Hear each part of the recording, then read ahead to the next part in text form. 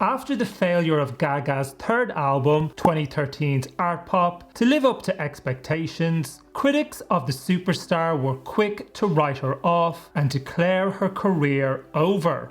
But in the years that followed, the American superstar rebounded from those professional disappointments to scale new heights and become a fully fledged entertainment icon. So just how did Gaga salvage her career in the aftermath of Artpop? And whose idea was it to do a duets album with Tony Bennett? How did her role on American Horror Story come about? Was the Joanne album a mistake? And why was A Star Is Born the crowning achievement of her comeback? So many questions, let's find out.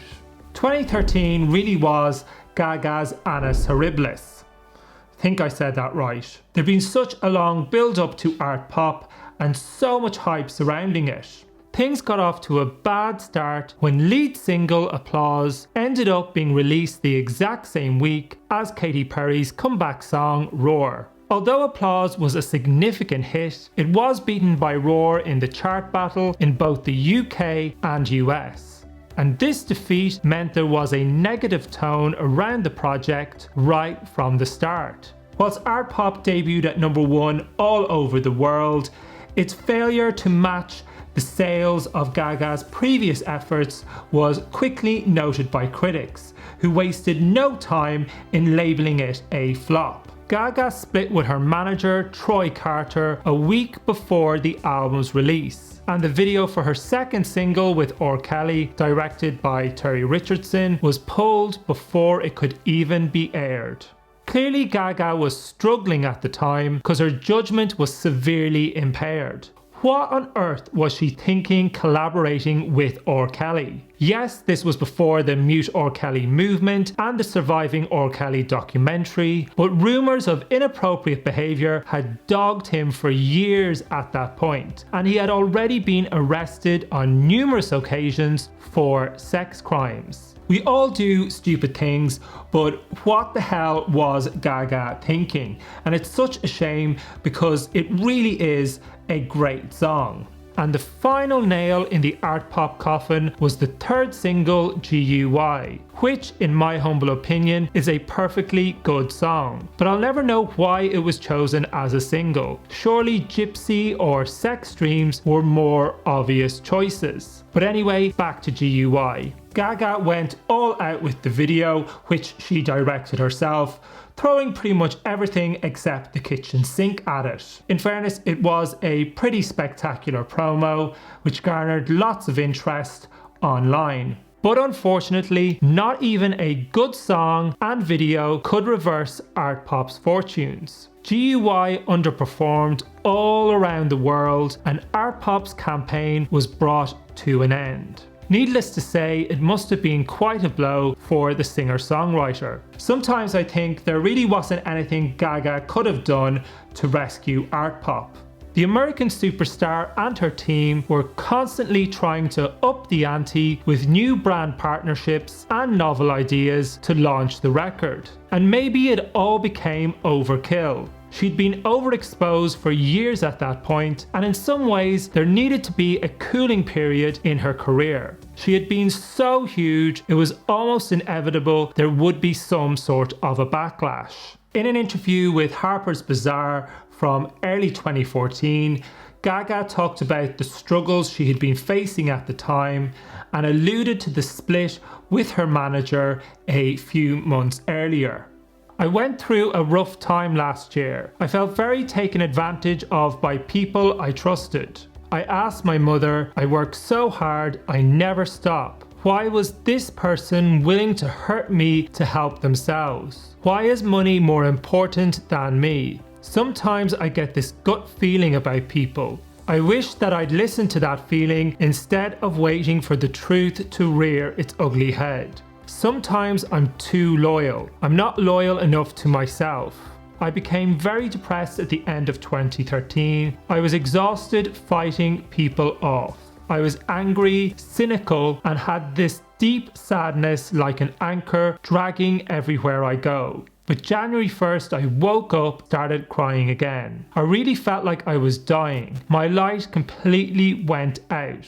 I said to myself, whatever is left in there, even just one light molecule, you will find it and make it multiply. And by 2014, it was becoming apparent that Gaga's eccentric antics were no longer having the same impact they'd once had. The truth of the matter was that people were tiring of Gaga's over-the-top theatrics. But Stefani Germanotta is nothing if not smart, and recognised it was time for a rebrand. The American superstar brought in Bobby Campbell as her manager, who she'd worked with since 2008, to steady the ship.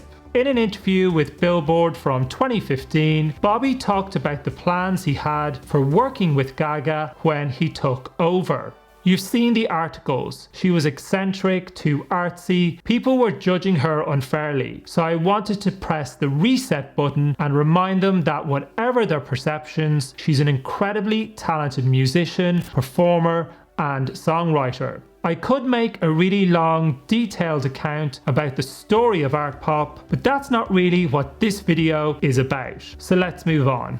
With the Artpop campaign cut short, going straight into another Gaga album wasn't really an option. She needed a breather, and so did her fans. She spent 6 months on the Art Rave tour in 2014, but she knew she also needed to keep the ball rolling with new projects. So she decided to make a record with Tony Bennett. The two had first met back in 2011 when they recorded a duet together for Tony's then album, the imaginatively titled Duets 2. And Tony had asked Gaga back then to do a jazz record with him. The album was never going to be a pop juggernaut, but nonetheless, it was an interesting project which helped redirect attention back onto her talent. Their duets album, Cheek to Cheek, debuted atop the American charts in September 2014.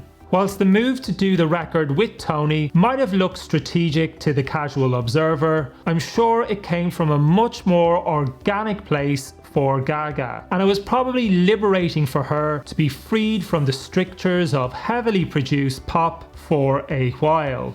Speaking to the British Telegraph in 2014, she had this to say about her experience of making the record. Since The Fame Monster and Born This Way, they've been auto-tuning my voice more or changing my timbre. They take the vibrato out so you sound like a robot. Tony has made me so happy in the way that I really needed to feel. He's really saved my life. Cheek to Cheek was a powerful reminder that despite Artpop not living up to expectations, that she was an exceptional talent. Oh, Gizmo. She wasn't just another pop star with a limited shelf life.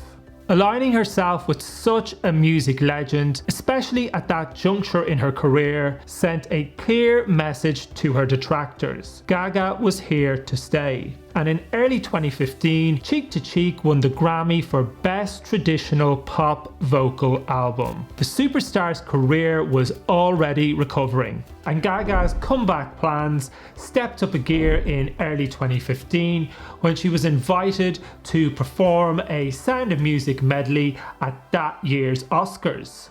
The Oscars are, of course, one of the most prestigious events for a music artist to perform at, arguably even more so than the Grammys. On the night, Gaga received a standing ovation from the audience for her medley, which was also hailed as a triumph by critics and fans alike, some even calling it the highlight of the whole show and one of the greatest pop performances ever. It was an appearance that was in keeping with Gaga's comeback strategy. No over-the-top spectacle or shock antics, just keep the focus on the talent. In an interview with Billboard from 2015, Gaga had this to say about the performance. The truth is, you can either nail a performance like that or butcher some of the most classic songs sung by an all-time great. I took the gamble because everyone had written me off. It took me a long time to get those notes. I told my manager I need 2 months working with my vocal coach every day and to be sober, which means I can't do other work at all. And the next stage of Gaga's comeback plan was starring on the 5th season of American Horror Story. In the 2015 interview with Billboard, Gaga reveals that she cold called the creator of the show, Ryan Murphy, for a role. She played the part of the Countess, a bloodthirsty fashionista who owns a hotel. American Horror Story was FX's highest rated show at the time and featured highly respected actors such as Kathy Bates, Angela Bassett and Matt Bomer, and was the perfect vehicle for Gaga to showcase her acting skills. And the critics seem to agree too. In early 2016, she won the Golden Globe for Best Actress in a miniseries or television movie. And Gaga also won the award for Billboard Woman of the Year 2015 for how she had redefined her career. Gaga might not have been releasing new music at the time, but nobody was left thinking that she had disappeared. She kicked off 2016 by singing the national anthem at Superbowl 50, another high-profile, prestigious event which gave her a further opportunity to remind everyone of her vocal talents. Later that month, she was given the honour of paying musical tribute to David Bowie at the Grammys. And a few weeks later, she performed again at the 2016 Oscars, where she had been nominated for Best Original Song for her track Till It Happens to You. It was just a given at this point that Gaga now had the full endorsement of not only music icons, but also Hollywood's elite. And in late 2016, Gaga re-emerged on the music scene. Now that she had crisis managed the fallout from Artpop so expertly, the stage was set for her return. Gaga knew she needed to take her audience someplace different, and another album of electro club bangers wouldn't have been the right move, especially considering the mood of the time, what with the rise of Trump and the decline of liberalism. The Joanne era showcased a stark departure from the old Gaga image. Stephanie's new stripped-back, simple look was softer overall. As the lady herself remarked in her 2017 documentary 5'2", "We've seen me glamorous for 10 years. It's boring." Whilst Joanne may not have turned out to be a classic pop album, nor did it scale the dizzying heights of The Fame or Born This Way, it was, however, a necessary album in Gaga's career. She needed to reinvent herself musically and show she was more than just an over-the-top pop provocateur. And the album added different shades and textures to her overall body of work. There's no question that Gaga needed to evolve, but I guess it would have been nice if the era had had more hit songs. Even though Joanne wasn't the runaway success that some may have hoped for, it did help Gaga to maintain momentum in her career. She did the biggest gig of her life in early 2017 when she performed at the Super Bowl, which earned her universal acclaim. Soon after, she released a more traditional sounding pop song, The Cure, and filled in for Beyoncé at that year's Coachella. But it was the following year, in 2018, that Gaga's comeback was capped off with the phenomenal success of her first role in a movie. Another remake of the classic A Star Is Born. It's hard to imagine how the whole project could have been a bigger success. Or maybe if she'd taken home the Best Actress Oscar. Well, nobody can have it all, not even Gaga. She was pipped to the post by Olivia Colman, who you would love to hate if she wasn't so damn lovely. Nonetheless, I can't really think of another singer whose transition to the big screen was such a seamless success. Maybe Whitney Houston, but she was never critically lauded for her acting. So maybe Cher.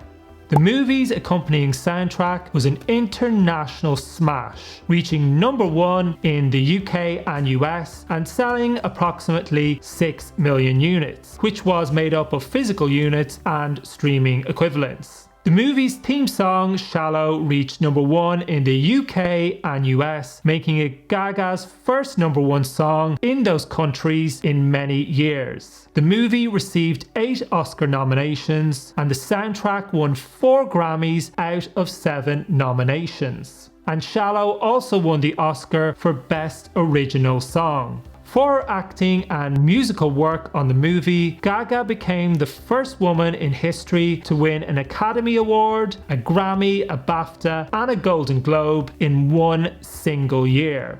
It's hard to believe that a little over 5 years earlier, critics were declaring her career over. If the years which followed Artpop have taught us anything, it's that Stephanie, Joanne, and Angelina Germanotta can never be counted out.